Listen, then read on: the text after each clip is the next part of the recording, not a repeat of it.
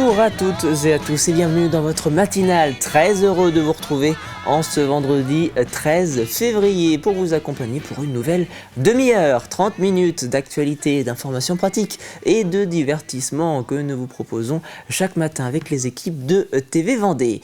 Un numéro de téléphone à connaître par cœur si vous souhaitez participer ou réagir à cette matinale, le 06 84 54 77 23. Il vous permet notamment de répondre à la question du jour, question quotidienne en lien avec l'actualité ou avec votre quotidien, ou bien par exemple à nous informer des chantiers que vous pourriez retrouver sur la route ou un petit peu plus d'actualité sur la météo qui pourrait frapper de votre côté. Et justement, commençons par un point sur la météo de ce vendredi 13 février.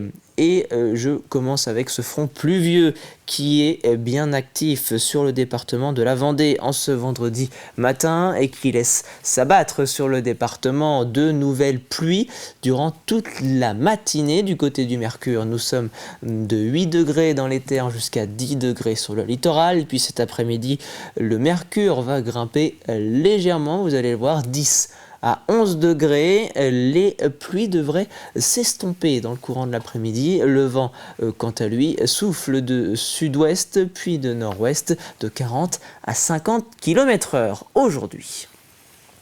Jetons un coup d'œil aux marées.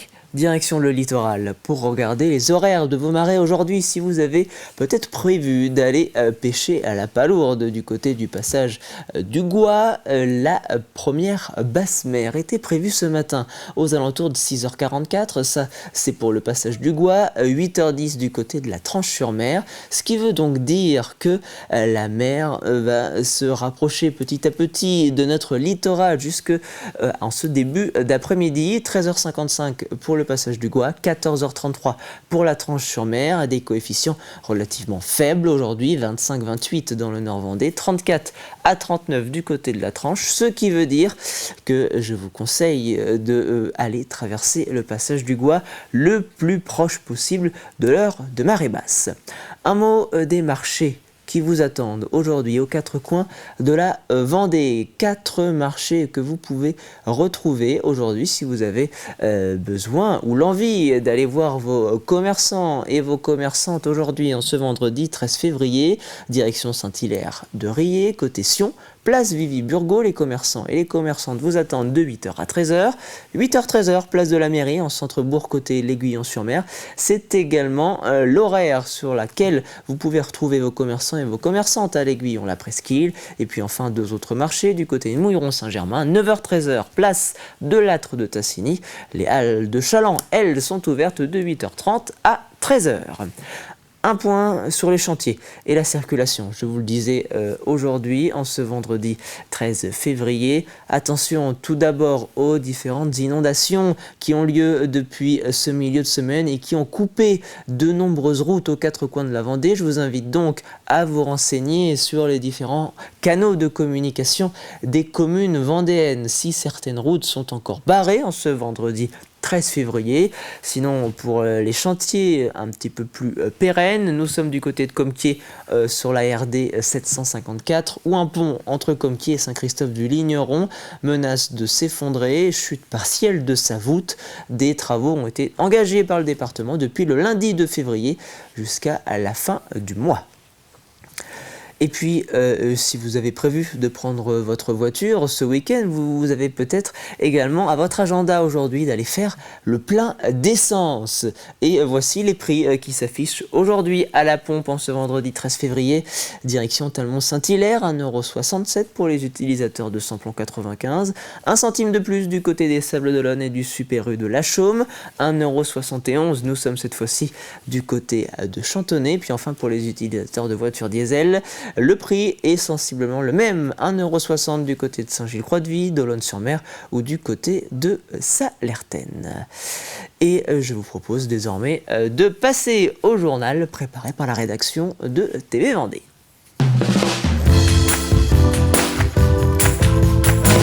Les pluies se poursuivent en ce vendredi matin et la vigilance reste de mise partout en Vendée où de nombreux cours d'eau et de rivières sont sortis de leur lit pour envahir les champs et couper les routes aux quatre coins de la Vendée en ce milieu de semaine.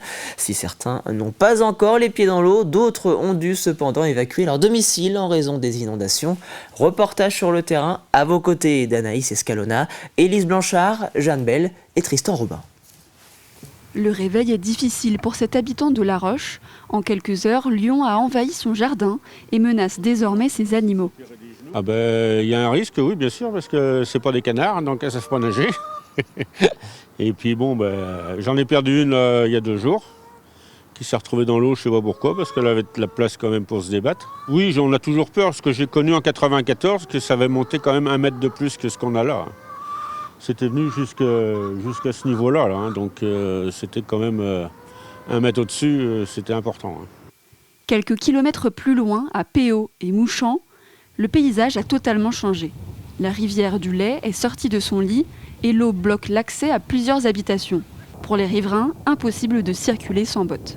Ça avait commencé la semaine dernière, ça avait commencé, mais enfin, il n'y avait pas ces 3-4 jours que le lait avait rebaissé. Mais là c'est l'effet du lâcher de barrage. Le petit lait, là, il est vraiment rempli de chez rempli et ça déborde, vous voyez, dans les champs aux alentours. Là, c'est assez conséquent. Actuellement, on est plus en entretien qu'au champ, car les champs sont impraticables, clairement impraticables.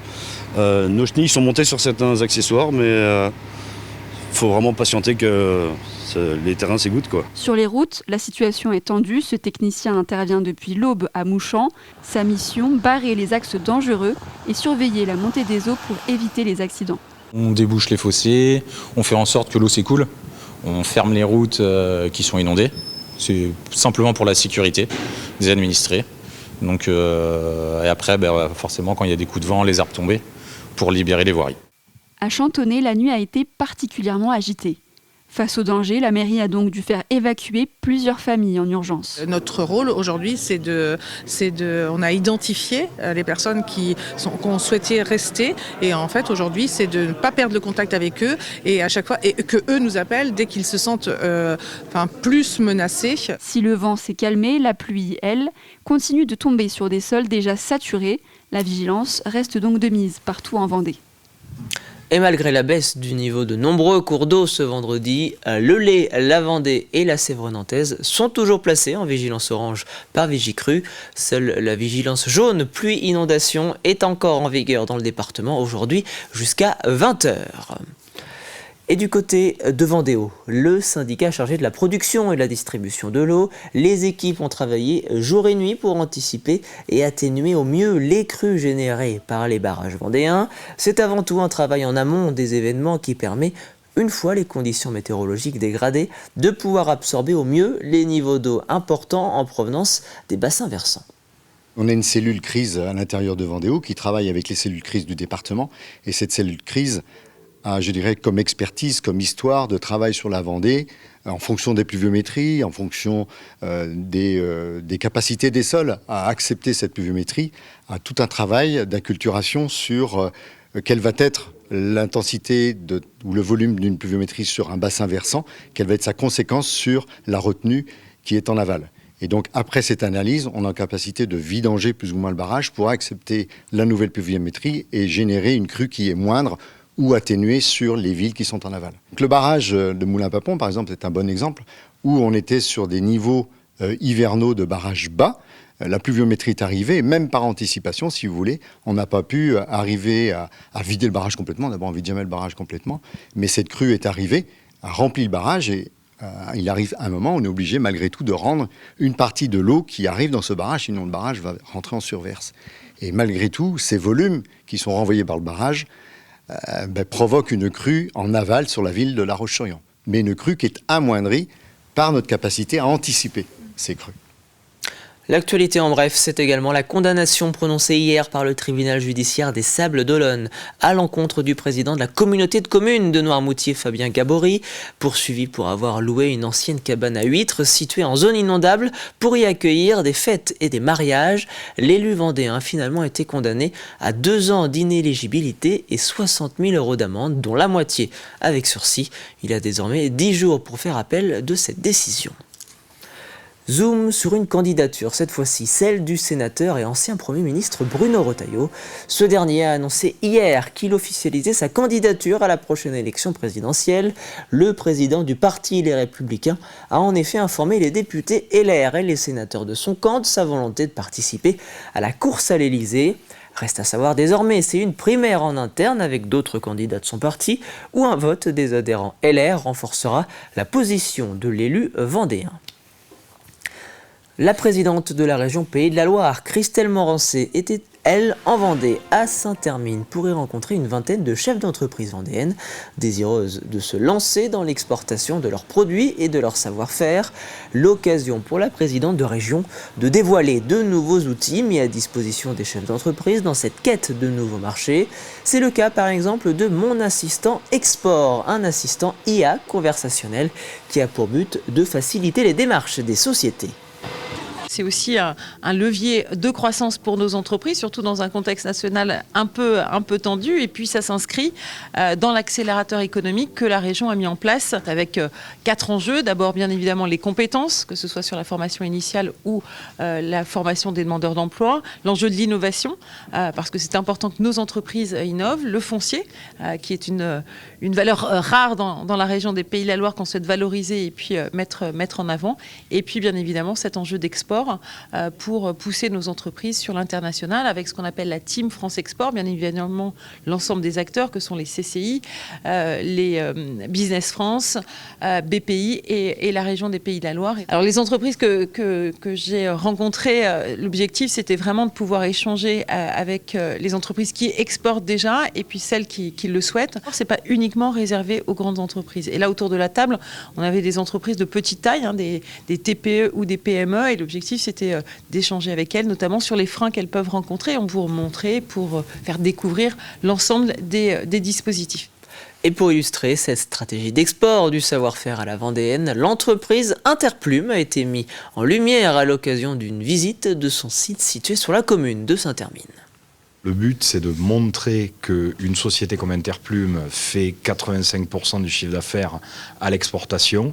Et donc, sur cette journée du thème « Oser l'export », c'est d'expliquer qu'on peut trouver des facteurs de croissance au-delà en fait, de notre marché national. Nos principales destinations export, c'est une grosse partie Asie du Sud-Est. Derrière, c'est UE, mais élargi. Je prends en compte tous les pays scandinaves dont un fait partie de l'Union, c'est la Norvège, et par exemple l'Angleterre. On exporte parce que le marché intérieur est trop limité, et également on exporte parce que c'est facteur de marge et qu'on va possiblement vendre plus cher ailleurs, avec un suivi et sur des produits qui sont fabriqués en France et qui sont du vrai made in France et pas du French washing.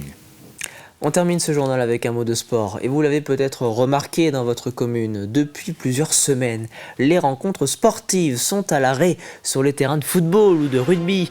En cause, les conditions météorologiques qui s'abattent sur la Vendée depuis la fin du mois de janvier. Conséquence de ces annulations en pagaille, le calendrier va devenir de plus en plus serré au printemps pour certains clubs non dotés d'un terrain synthétique. Pour d'autres, c'est le moral qui est en berne après presque un mois sans disputer de rencontres. Reportage Grégoire de Châtillon et Paul Deswatines. Depuis le début de l'année, les intempéries perturbent la pratique du sport en Vendée. D'abord la neige début janvier et depuis plusieurs semaines, la pluie continue d'empêcher la tenue de nombreux matchs sur le territoire. Pour préserver l'état des terrains, plusieurs mairies ont pris des arrêtés municipaux pour en interdire l'accès. Une décision aux conséquences avant tout sportives, notamment à La Roche-sur-Yon où le club de foot du VFC et le FCY Rugby se partagent le stade Henri Desgranges. Les deux équipes jouent en alternance et doivent adapter leur calendrier. On doit être 6 équipes, donc les équipes on va dire du Grand Ouest qui n'ont pas pu jouer dû à la neige. Et donc forcément ça fausse un peu et c'est vrai qu'on aurait aimé recevoir Casteljaloux à ce moment-là pour pour pouvoir, voilà, c'est toujours bien de recevoir une équipe qui est première au classement, juste après les fêtes, avec un gros déplacement pour eux. Enfin voilà, nous on était prêts pour ça et au final, bon, ça a un peu annulé nos plans, donc voilà, on les recevra plus tard. Faute de solution, plusieurs formations délocalisent leurs rencontres sur des terrains synthétiques. Exemple ce week-end au Sables d'Olonne où le LSVF a quitté la Rudelière pour disputer son match au stade Marcel Guibaud. Mais ces reports ont aussi des conséquences économiques pour certains clubs, notamment le FCY pour qui jouer sur synthétique signifie une baisse des recettes à cause d'une capacité d'accueil réduite pour les supporters. Au-delà des clubs évoluant au niveau national, les équipes de jeunes et en division inférieure sont les principales touchées par ces annulations à répétition. C'est du jamais vu de par la durée des intempéries, parce que là on va arriver au 4e week-end où on est touché par ces intempéries, donc effectivement ça nous pose des problèmes en termes d'organisation. Là les 3 derniers week-ends on a eu pratiquement 40% des matchs qui ont été annulés, donc c'est important. Important surtout chez les jeunes, puisque en priorité ceux qui en pâtissent, puisqu'on donne la priorité donc au championnat des seniors. Voilà, donc et puis la fin de semaine qui s'annonce va nous poser des problèmes aussi pour le week-end qui vient, quoi. En attendant un retour durable de conditions météo plus favorables, de nombreux clubs vendéens restent suspendus au ciel.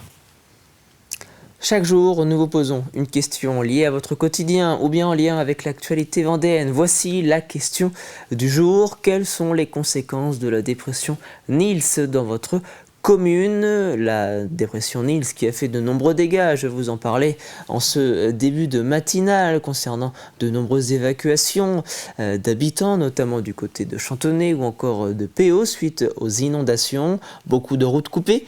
Également en lien avec les rivières qui sont sorties de leur lit. Alors n'hésitez pas à partager vos réponses en commentaire sur notre page Facebook ou sur le WhatsApp de la matinale. Et je vous propose désormais de passer au plus de l'info.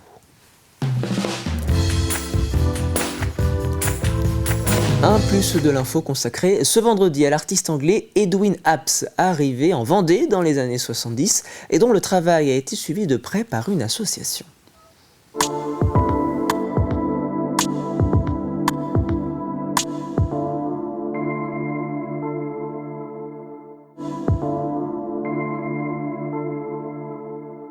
L'association des Amis d'Edwin, qui regroupe à peu près une trentaine d'adhérents et en tout 70 sympathisants, a décidé que ça serait l'année 26 serait l'année Edwin Apps. Pourquoi l'année Edwin Apps?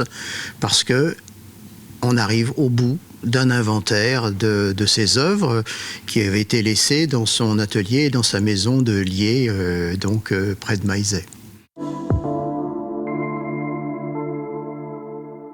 Edwin Apps, artiste peintre anglais, né en 1931 à Wigan dans le Kent anglais, qui a commencé une carrière de comédien pendant une quarantaine d'années à peu près, s'est installé dans ce petit village de Lier dans les années 70, au début des années 70, et il s'est mis à peindre. En ne lâchant pas son métier de comédien, il a entamé en réalité une deuxième carrière d'artiste, cette fois-ci avec la peinture. 2026, année Edwin Apps, c'est une année de restitution de son œuvre. La première synthèse, c'est un livre qui va paraître au printemps, Edwin Apps, Couleurs et Solitude, un livre édité par les éditions Geste et réalisé avec le concours de Jean-François Irestorza. Ensuite, on va faire une série de conférences à Maizet dans quelques jours, à Fontenay-le-Comte avec les Amis du musée, au Langon, à Doigt. Ces conférences ont pour but de faire connaître l'œuvre d'Edwin Apps au public, avec la projection d'un petit film réalisé sur l'inventaire, et puis aussi de faire connaître la culture qui a imprégné son œuvre, réalisée par Éric Surget, qui connaissait bien Edwin, et par Denis Le Taconou, qui est un professeur d'art plastique. Ce livre est un point de vue de 8 amis d'Edwin, qui ont des compétences très très différentes, qui vont du conservateur à l'artiste, à l'historien d'art, au psychanalyste. Pour nous, l'œuvre d'Edwin est vraiment un patrimoine culturel du Sud-Vendée. Donc nous avons choisi de faire une exposition rétrospective à la Maison des Trois Rois, à Fontenay-le-Comte, pour faire connaître au public pendant près d'un mois son œuvre. Une trentaine d'œuvres et peut-être autant de dessins, et surtout des documents écrits sur sa vie. Et vous retrouvez bien évidemment à nouveau plus de l'info chaque matin dans votre matinale. Passons à la chronique du jour.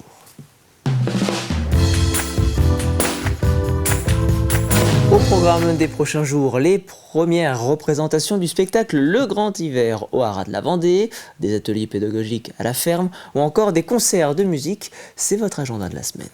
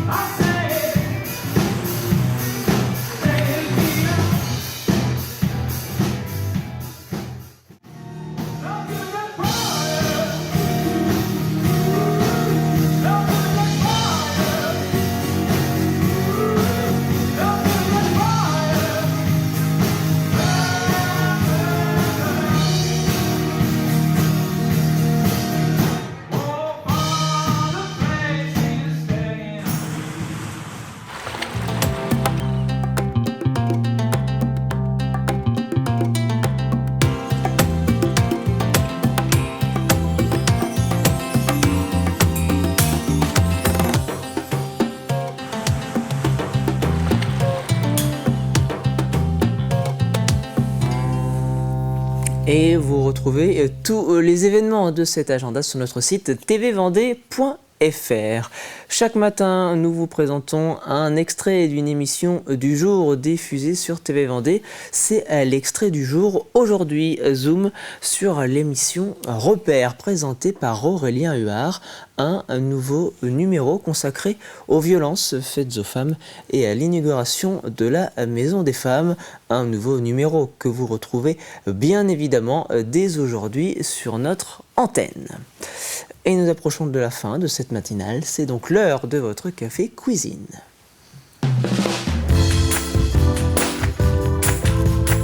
À gagner cette semaine dans votre matinale, un panier garni de produits locaux offerts par le casse-croûte vendéen. La question à laquelle il vous faut répondre, la voici. Comment s'appellent les deux athlètes qui représentent la Vendée aux Jeux Olympiques d'hiver 2026 en Italie? Je vous le rappelle, nous cherchons donc le prénom et le nom de deux athlètes vendéennes. Je vous redonne un autre indice additionnel que nous n'avons pas donné cette semaine sur le sexe des deux athlètes que nous recherchons. Ces deux athlètes dont le prénom, je vous le rappelle également, n'a qu'une seule lettre de différence. Un cinquième indice en ce vendredi, la première brille en snowcross, snowboard cross, la seconde s'illustre en short track. Il s'agit du patinage de vitesse sur piste courte. Et si vous souhaitez tenter de répondre à cette question, direction notre site tvvendée.fr, rubrique jeux. Vous avez jusqu'à ce vendredi midi pour jouer avec nous et tenter d'être tiré au sort. Et c'est ainsi que se termine cette matinale. Merci beaucoup de l'avoir suivi. Prochain point avec l'actualité, 12h30 et votre journal de la mi-journée présenté par Élise Blanchard. Quant à moi, je vous dis à très vite.